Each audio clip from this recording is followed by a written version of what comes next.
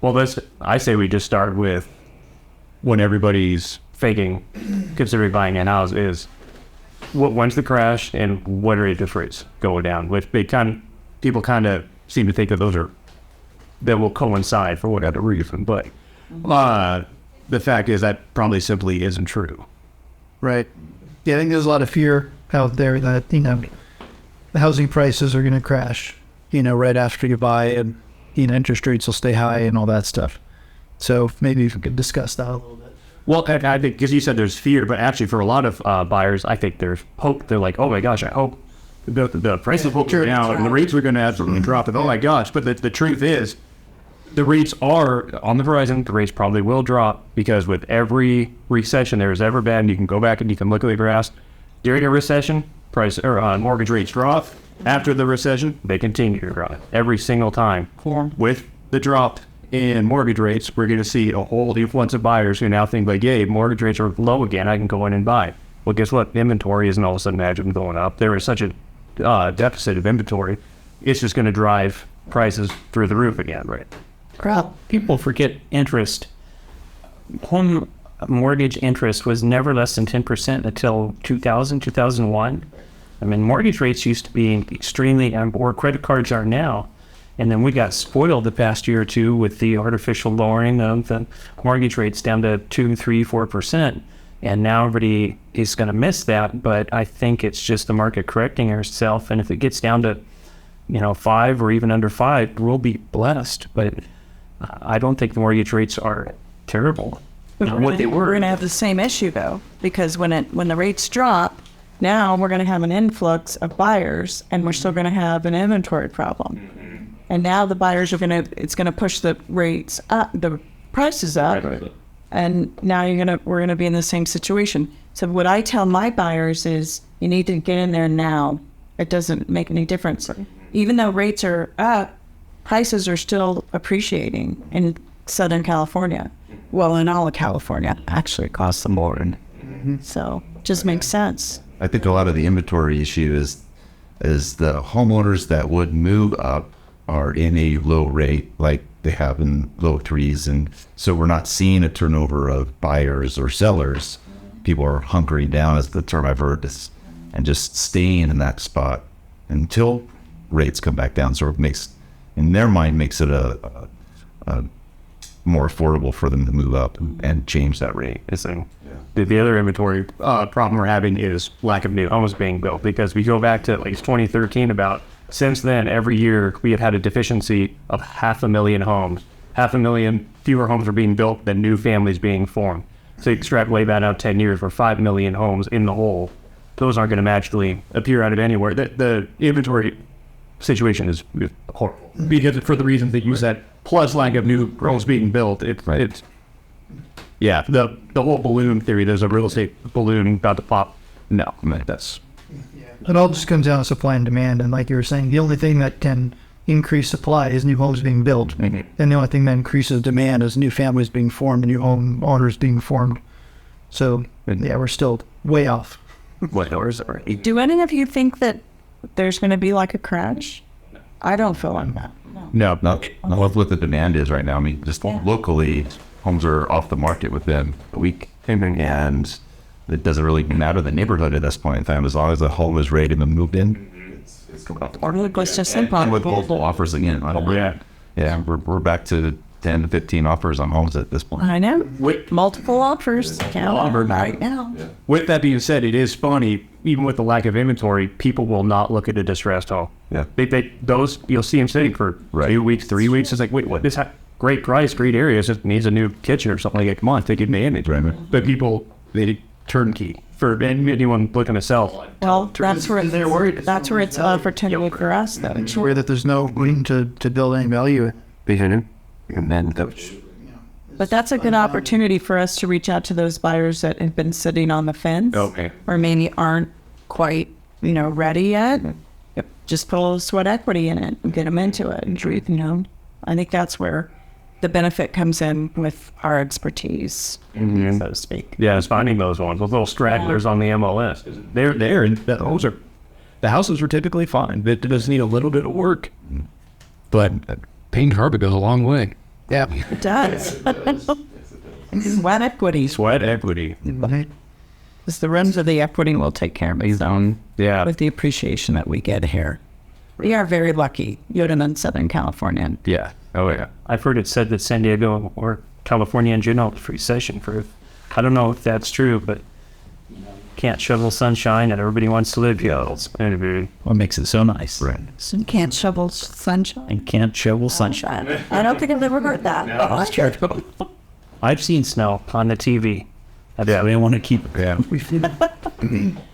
Back to like the speculations though, like if there's a real estate bubble going on and you know that things are about to go down, everyone makes a reference like 2008. Like, oh my gosh, well because we're going into recession, therefore these foreclosures will happen. No, foreclosures aren't happening because the difference between now and then, everyone's got so much equity in their house. There's no need to foreclose, just sell that sucker. And Here's on. square, yeah, exactly. But back then, no, you didn't have the value, you didn't have the equity, you had no choice but to be foreclosed on or short sell. Therefore, increase in inventory. Also, at the same time, in 2006, you can look the amount of new families being formed was extremely low, extremely low. So there was such a surplus of inventory, which is what creates those bubbles. But right now, we got so many people looking to buy such little inventory. Until that is corrected, which we're 10 years behind, it's... Or isn't it true that even if the housing bubble, if you had kept your house and your adjustable rate mortgage and you were underwater and in the hole for a while, if you'd have just held out and made it, I mean, you made it to now, you'd be far and away ahead of where you would have been if you'd let that house go. And I have so many friends that, oh, I'm upside down, I'm just going to stop paying, I'm foreclosed, I'm trying to do a short sale. I kind of went through that, but I had to have a house. I'm going to pay rent or I'm going to pay my own mortgage. I don't care if I'm a little bit upside down. Yeah. Look what the house has more than doubled in value since that time. Yeah. Yeah. And it's Oh yeah. amazing. Well, so many houses have Just done now. so many houses have doubled in value since 2020. He's in for a year. It's nobody who bought in 2019, 2020 still only owns one house. But that first house is paid for a second. How many buyers or how many people have you seen that you sold homes to just 2 and 3 years ago that are already turning them around? They're already looking at their equity saying, oh my gosh, Oh yeah. I'm going to take advantage of this. What Yeah, can I do what with can I this? do with this? Well, Kim has one right now that she's about to put on the market. Sold it 2 years ago for 6 something. They bought it for 6 something. They all list for $895. Is that what she said? They'll get it. There's new builds here in Escondido that sold in 18 and 19 for $850, and they're listing them for $1.2 million at this point. Just the down. Yeah. Oh yeah. I think the thing about the 2008 and 9 and 7 or 7, 8, 9 was the lending guidelines were totally different back then too, right? I mean, you could just tell the lender what you made, and then you got opportunities. And that kind of it didn't help in terms of people's repayment. And they got to a point where the adjustable rate made it almost impossible to repay. Plus the negative equity, and then they're in a really bad hole. Yeah. To get out of. Yeah. That's really what caused it. Right. And that's mostly been corrected Right. nowadays. Yeah. None of those same Correct. factors are in play right now to even rate guy correspondence. People like to try to correlate these two situations that we're in. It was like, well, I don't. Not happening. Those factors aren't in play right now. Is Econ 101 is supply and demand. All the other factors are just noise. That's just noise. Yeah. And then, yeah, I think, you know, if you want to talk to, you know, a little bit of buyer fear, you know, we can look at the Fannie Mae housing forecast they just released in this month, actually, in April. And, you know, everybody's talking about the home crash. You hear about it all over social media and just the regular news media. But, you know, what you're really seeing is annual home appreciation has slowed. But, you know, since Q1 2022, it was up almost 20%. You know, and then every quarter since then, it's just, you know, the appreciation has decreased. You know, whereas just now in Q2 in 2023, we've officially hit 0% appreciation, which is, you know, basically just baseline, and meaning that the homes aren't appreciating anymore. It's not that home values are crashing, Right. you know, it's that, you know, they've stopped appreciating as much as they have after the historical highs that we had, last year. Is that nationwide or just Yeah, this is nationwide. But that's also a little bit skewed because nationwide is extremely different than easy. Of course, San Diego County is, is changing a little bit more. But, Q2 in 2022, we had the highest home values nationwide, and it's been pretty consistent since then. Does that say what the average is? For Yeah, it was just over 400,000 in the nationwide. Nice. Yeah. That's funny because that's 400,000 is not even relevant No. because 400,000 doesn't exist for any property. Right. Right. But you like at nationwide numbers, and even No, I meant the average. Does it say the average of the appreciation? oh yeah, what's that? Of course about. So, coming from 20% appreciation in quarter one of 2022, it's decreased by quarter 18.5, about 13, 8.7, 4.5 to negative 0.1 is where we're at now. And then the forecast is going to go down to about negative 2.6%, which is nothing compared to 20%. Yeah.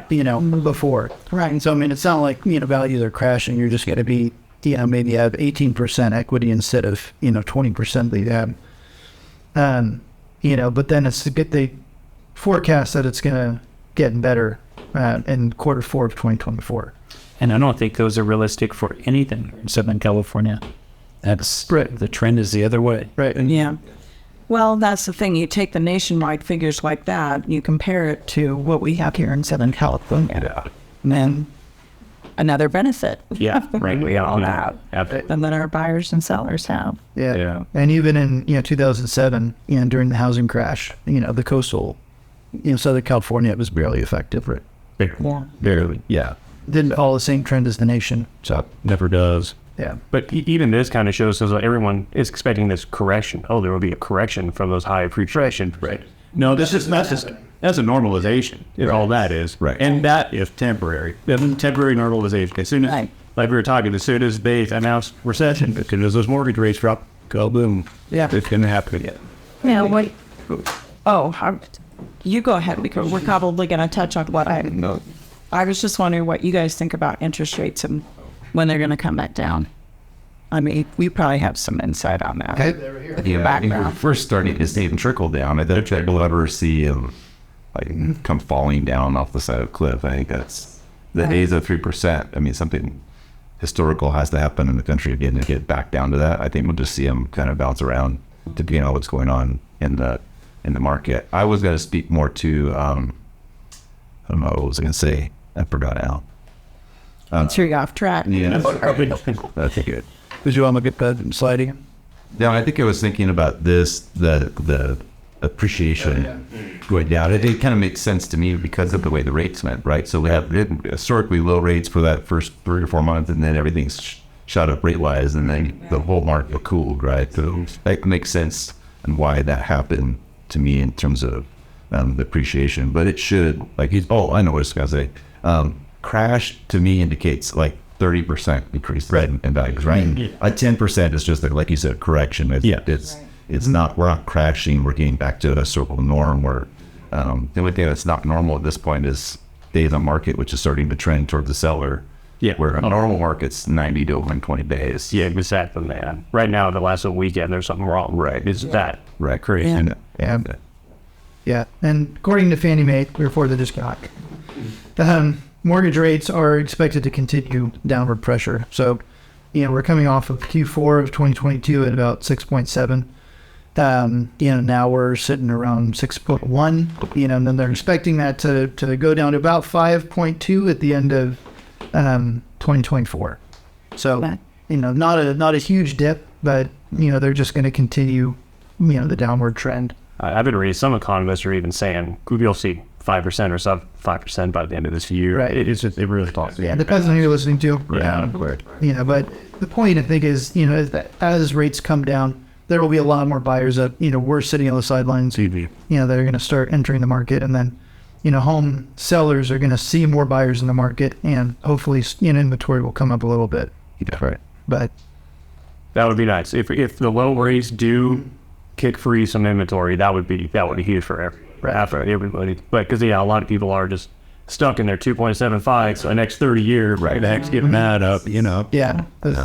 If we've done our job and sold them the home of their dreams, they're not for sure. Well, not going to do that. Well, and that's the truth. There's so many people, when the rates are 2.75, can't afford their dream home. They don't need to be like, okay, well, it's like a stepping stone while I work my way up. No, man, that's free money. Go get your home. And so many people. I thought my kids got in at 2.25. Their version? No. I think people also forget they can use part of their down payment instead of using it as down payment. Set some money aside to use it to buy down your rate. You're really concerned about the rate. Pay a little extra to buy it down. That's just investing in your future. You're not losing that money. You're saving it. And having a lower rate. If the rate is what concerns you, buy it down. And that guarantees you're going to have a better rate than anybody else for a while. And if it ever does fall low, let me try again, fall lower than that, then you refinance, which everybody did anyway. Right. Well, you kind of touched on it right now, but like telling buyers right now, like, okay, well, when's a good time to hop in the market? Now. Right now is probably the biggest window of opportunity you have for the next, I don't know how long. And the reason we had talked about before, but interest rates are going to do one of three things. They're going to go up, they're going to go down, or they're going to stay the same. Right. If they go up and you're waiting, well, guess what? Now it's more expensive down the road, right? If they go down, congratulations, you can refi your rates a little, your house is cheaper. Maybe you can even get some catch up to definitely have equity by then. Right. Or if they stay the same, and all you're doing is just, dragging your feet, and you're missing out on some equity if you would bought it today. True. Yeah. That's a great summary. Yeah.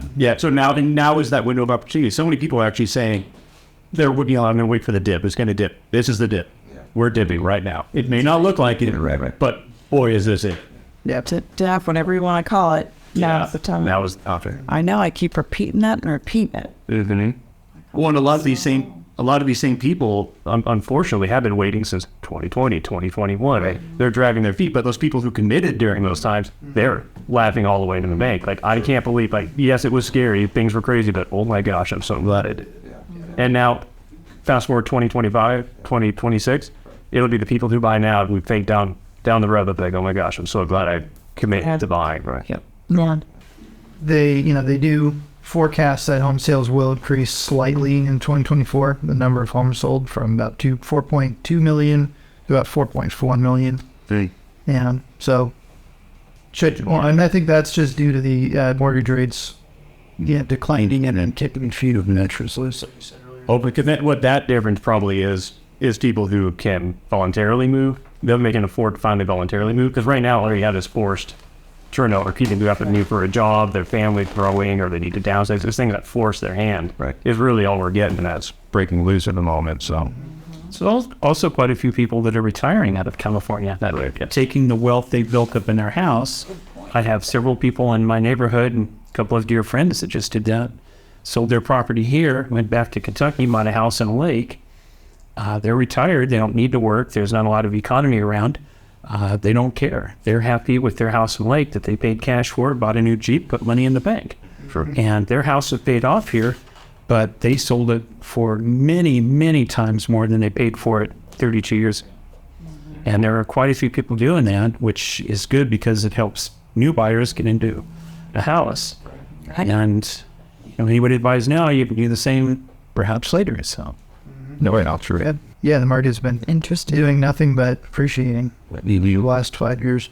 Well, since the existence of real estate that you can own, that it just has never gone down for, if you look at the chart, the last 100 years, it only goes one way. It is, so if you're talking 30 years down the road, it's going to be worry more. I think Mark Twain said it best. Buy land. They're not making it anymore. Right. Yeah, exactly. That's right. Exactly. San Diego's definitely out of it. Yes. Yeah. I mean, did you ever think you'd see housing developments down there in Campo, like that subdivision in Campo, or Julian is just such a hodgepodge of high-end homes in areas that were typically, a cabin in the woods type? I know 4 people that moved to Campo. Like, wow. And the guy's not killing you. They don't care. They're like, hey, we got a great deal. They got a great deal. 2 acres, 3-bedroom, 2 baths, 1,700 square feet it was $298, That was 2 years ago. But I'll know. just sell for double that. I'm sure, if not more.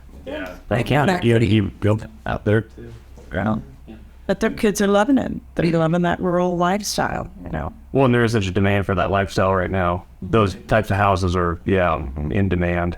Just even just if you give me a quarter. Or the pandemic brought that on. It was a reset. We need space. Yeah, and You can tell it twice. And chicken. And chickens. And a cow. Yeah. Those eggs. And that's another group of people that have left California and sold their home here and moved to, I have friends who moved to Idaho or Florida. And he's like, my job, I do everything from home. I don't need to be in an office.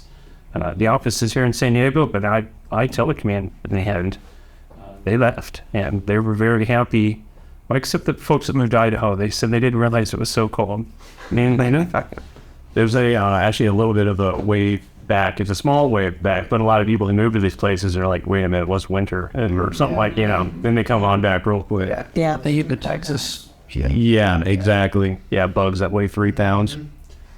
Block heaters and snow chains are not in my future. San Diego is a great place to live, and it's gonna stay a great place to live for a long time. Yeah.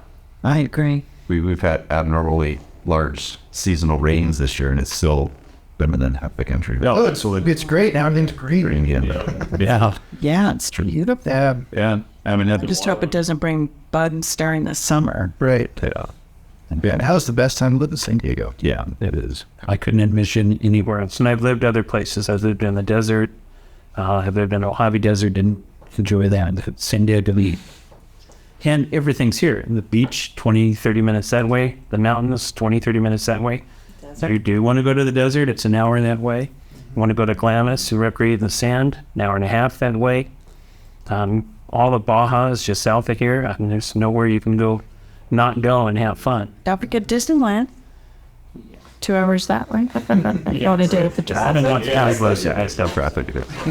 So what are you guys telling your buyers right now? Because I know we all have a lot of them. It's like, what advice are you giving them, saying like, okay, here's the strategy, here's how we move forward, here's how we get you. I just had a young gal call me. She's third kid just arrived, and they are out of room. We have to do this. We have to make the step. I said, well, what is your biggest fear? What's holding you back? She said, it's the interest rates. And I explained to her what we've all been talking about. Go ahead, if you can manage the rate now, you may be mortgage poor. Because she said, this is what she said, I don't want to have a mortgage and then have to eat pork and beans for dinner. I said, well, that's called being mortgage poor. Nobody wants to do that. But if you take the rate now, when these rates do come down, even slightly, you can refinance. Right. And you're going to be fine. It's a big fear when they're a first-time home buyer, because if they've lived in an apartment or even a rental house, maybe some of those utilities have been paid. Maybe the manager comes on a dime when something is broken, and now they have to take that over and they have to do that. And that's one of the things she mentioned. But you just talk to them about it, and it's like anything in life. Once you get over it and you adjust, you go, why didn't I do this 5 years ago? Why didn't I do this when kid number 1 came? Yep. Instead of waiting. That's totally me. I was 41 before I bought my first house. And I had always rented, and I wasn't ready to buy a house. Part of me didn't know how to do it. I didn't know who to trust. I didn't have a good realtor at the time. And now I have my house and rental property, and I work in real estate because I love it so much. It's done very well for me. Yeah, but I have my experience that I just relate to people saying, look, here's what happened to me. I put a $20,000 investment down on a property. It has almost tripled, more than tripled in value since then. And if I sold it today, I'd walk with $450,000 under a $20,000 investment. And that's my score. Here's what it's done for me. And I wasn't looking at it really from an investment point of view. I was just looking for a little more financial security. And now that I've done that, it's done me well for the past few years, 10 to 15 years. I'm all in. I mean, I believe in the product that I sell, and here's why. And passing that story on, I hope it has helped some people. It does. Yeah. A rate buy down into the offer when you buy a home, you may never have to experience the higher interest rate. Because by the time 2 years rolls by and interest rates are down 1.5 points, to 2 points, That's a good point. yeah, he'll just be cruising. So Are you asking sellers to give back credits for that at all? I haven't. I just don't feel like you got the luxury to negotiate that. Well, the offers are coming in with that. Are they? Yeah. Are they? The offers are coming in with that. yeah, Well, we counted out. Sure, you'd be theoretically, yeah. Yeah. yeah, I have successfully, and then they can, increase their, if it's a little bit of a tight offer, you can always increase your offer amount, that amount too. So it falls in the mortgage, which is going to be, they're going to save a lot more up front. And finance in your own risk. Yeah, exactly. $10,000 over, 30 years is nothing. Yeah. But Yeah, it's a good. it makes a big difference. I think for me, buyers that I have, it's just finding property like we talked about earlier is inventory. It's not out there. So anything we do see, I have one buyer that I'd like them to buy this house and with him in a specific neighborhood, but we're gonna have to move like within a week on it because it's gonna get listed and be gone. And so missing out on opportunity is a huge part of it. Yeah. Because the inventory is not there. So right. So it can be a hard thing for buyers. I'm telling them to be patient and be ready. Yeah, be ready is the biggest one. Hey, when we write the offer, we need to get that offer in. Yeah. Yep. How do you weed out? There's so many people on social media that are like, the crash. You guys were talking about the crash. The crash is coming. Don't buy a house yet, and like all this other stuff. How do you weed that out? Because we're always on our phones. I'm never looking at that stuff. I take it with a grain of sand, but there's so many people right now that like, they think they're like real estate moguls. Yeah. How does a normal person like myself that doesn't know too much about real estate, how do we weed that stuff out? So I'll start with my own experiences. I went through 2 or 3 different realtors and mortgage brokers that I felt were doing me wrong or just not serving my best interest. Not working within the parameters I gave them. I had one lady say, it's too far for me to drive. You want to live in Escondido? I'm down here in Santana. I'll give you a list. You go look at it. I'm like, absolutely not. Right? I've had mortgage brokers say things like, with a credit score like this, it's going to be a little tough to find you a competitive rate, but my middle score was in the 800s, like 802. Clearly, they hadn't looked at it. And when, they finally saw it, their tone changed, but they're just ready to send you down a path and maybe not do you right. So my takeaway from it was I didn't like realtors. I didn't like mortgage brokers. I finally found somebody I liked and trusted that did me right. And even though I was very reticent and wasn't ready to buy at the time because we'd lost our rental place in a fire, I kind of felt forced into it. I was the angry buyer. So I didn't enjoy the process at all, but having somebody you trust and like is the best thing. And the best way you can do that is through referrals. Talk to people that have been through the process, people that you know and trust, and then meet with them. I mean, it's like a doctor. You can let a doctor operate on you who's angry, sarcastic, and throws things in his office just because things don't go his way. You're like, no, I'm going to go see somebody else. Find somebody you like and trust, and don't be afraid to walk away. If the realtor's not doing you right, or it's not working, I mean, that's a pretty personal relationship. They're helping you spend perhaps the most amount of money at any single one time in your life. So find somebody you like and trust.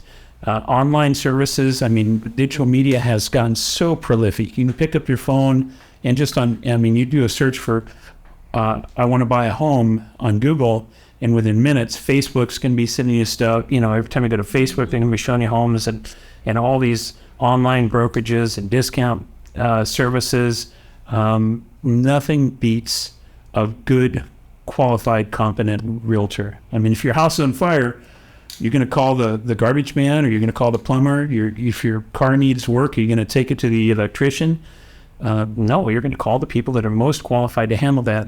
And a qualified, competent, experienced realtor is the best way to go. And somebody local, in my opinion, that works for a small agency or a small brokerage house that just serves a particular area, they're going to know the area better. They're going to know the market. They're going to know the ins and outs. They're going to know perhaps the history of the house you're looking at because they may have dealt with it before. You're not going to get that with a large brokerage house. Well, and I think when you're trying to weed out that information, you really have to look at the source. Who put this information out? Where's this information coming from? Where does their interest lie? In clicks and ad revenue, or are they trying to sensationalize? Do they have history? Sensationalize them. You know, they're just trying to get views, or are they actually out to help you? And everybody's got an angle. Right. Yeah. And you need to have somebody that's got your best interest at heart, not theirs. And in real estate, it's hard to find those people, especially online. Well, you touched on it. You've got to find somebody that you can trust. Because if you trust them and you call them and you go, but I'm hearing this, I'm seeing this on social media, and this guy just came out and said that, there's definitely going to be a crash. But if they trust you and they know that you have done your research, you've got the education to back it up, you've got the real places that you can look to get, quality information, they're going to go, okay, they're going to breathe easier, and they're going to say, all right, I'm back on track. Let's go write an offer. It is easy for people in the general population to believe rhetoric over reality just because they don't live it every day. We see the market, transactions, deals, buyer, offers accepted, offers rejected. We know exactly what's going on a daily basis. I can tell you how today is different than yesterday. But it's because we're in it. We're in the pool swimming with the sharks. You know what I mean? But somebody who's, just sitting on the beach looking in, Right. it doesn't look that same way. So it's very important to know somebody who's doing the business. Not just licensed, and they don't have a license and they claim to know the business. They're doing the business. They're invested in real estate themselves. They, own a house, multiple houses, whatever. They know what's going on. They're closing transactions, writing deals. They got their sign out on listings. They're not just, the talk is they're living it. So, and that's easier said than done, because I think finding a trusted source is difficult, right? I think realtors do tend to get a bad rap, not knowing what they're doing. They're just turning a burning house of whatever. They're just trying to, get into our neighborhood and flip the houses themselves. No, there are some that truly want to solve the problem of people getting to home ownership. I want to solve that problem for you, or selling the home. How do I do this best? That's what some of us do. So finding that person, having them explain to you, why can you trust? Why should I believe you? Well, let me tell you, because it was we're in it. Well, you're like the graphs. They're fantastic, and it's a great guideline. Oh, the charts are. When if you look at the data, there's nothing that supports an incoming crash. Nothing. No, absolutely nothing. No, just people talking, and then it keeps people frozen. Right. So that's how you know. Yeah. Do you have any other questions? That was good. Yeah, that actually was good. Yeah. I was having to do research. My girlfriend's how to look at it. And I'm also worked with a lot of real estate people. Mm-hmm. What's kind of the difference between, you touched on it a little bit, but what's the difference between, like, you call it an agency, like, if I see, like, you guys and, like, the other, like, being, I don't want to say the name. No, I know exactly what you're talking about. And I'll take this one. So you can see it on the agency's website. Go to a website. You'll see a lot of them in their mission statement. We are customer oriented, or we are agent oriented. You'll see so many of them say we are agent oriented. Well, who are you helping? You're helping your agents. Oh yeah, we have all these marketing materials, and this is our structure, and this and that, and it helps our agents get the deals done. No. We are customer oriented. That is where we live, breathe, and die, is at the customer. And we do everything we can to service the end result there. We invest heavily in our agents. We want them to succeed. We want them to give them the tools to do the job they can. But all of our roundtable discussions, all of our meetings, we meet once a week about how do we service the customer? How do we do this right? And that is the biggest thing we focus on to differentiate ourselves from the competition. We will make no qualms about it. We are customer oriented. And customer service is key in terms of, one, building the business, but also, like so many of us have past clients who will just keep coming to us and using us for either reference or future deals. I think that's how we do that, is to keep the customer service high so that we can keep building on each of those clients too. Yeah. Right. We're always looking for new ways. What's happening, because new needs come about for clients, for buyers and sellers, because the market's always changing. So you have to rise up and meet those needs, and you have to figure out what is the best way to service the clients now in this situation, this market, it's interest rates. So what can we do? And we're working on some stuff to figure that out and help the buyers. So I'm probably the newest agent here. I've only been doing this, 18 months, through an abrupt and unplanned career change. I got into real estate, but when I first got my license, I had already thought about working here at Jetsu Real Estate, because that's who I did business with, 15 years ago, and have done so since then. And I liked the way it was done. And the broker at the time was very encouraging. Hey, you should get into real estate. And every so often I'd run to her and say, hey, you ready to come work from Dell? Nope, not at all. And then when my career change unplanned happened, I had an injury in my prior career. I talked to her and she was all on board. I did interview at a couple of the other bigger large agencies, and it almost felt like multi-level marketing. I mean, they're very nice, but typically how a real estate sales agent works, you work for a broker, a real estate broker, much like a doctor has a physician's assistant. You work on their license. You work for them, and they keep you on the straight and narrow, so to speak. So I am a realtor, but I work for a broker. In those large houses, I'd be working for a broker that I may not ever meet. I would meet with a team leader or somebody that would give me advice. I'm working for this guy, and I may never even meet them or know them. And for them, it was all about volume and sales, and I had to pay to be part of it. And so I just wanted to see before I committed, and I was already pretty sure I was going to come work here anyway. That just solidified my decision, because I don't want to work in an environment where it's all about pressure sales, meeting your target and, raising your goal. And certainly there is some of that involved, but here the focus is on helping people. 32 years as a paramedic, I'm all about that. And when I'm not starting IVs or, driving around fights and sirens, I still get to help people. It's different, but I enjoy it. And I enjoy it so much more in a small house like this, where my broker, I see her, there's two brokers here now. I see them every day. I can go into their office. I can ask them anything. Whereas if I worked for a larger house, I might be able to Zoom meeting with somebody and ask a question. But here, this has just been better all the way around for me as an agent. And then for anybody that walks in the door as a potential customer saying, can you help me? You've come to the best place, because we're all about help and service. Well, that spills over to the clients as well, because just like you can walk in and talk to Len or Andy, or we can pick up a phone and get either one of you guys on the phone, our clients can call us. They don't have to go through 5 different people to get to somebody, to get to the right person. That's right. And just in this room here, 30, 40 years, I don't want to presume anybody's age for anything, but in this office, there's just well over 100 years of experience. So if I don't know the answer to something, I can bounce it off somebody right now immediately. I can walk into their office versus make a phone call, leave a voicemail, send a text message, and wait and not get a definitive answer here. We're not only different levels, but we have different areas of expertise as well. Rural and the city dwellings and that kind of thing. The large houses really do depend on agent count, because even a bad agent can close a few a year. Right. So they just try to capture as many agents as possible and don't really focus on the quality of the agent. Yeah. It's not for everyone. Wasn't for me. I tried it.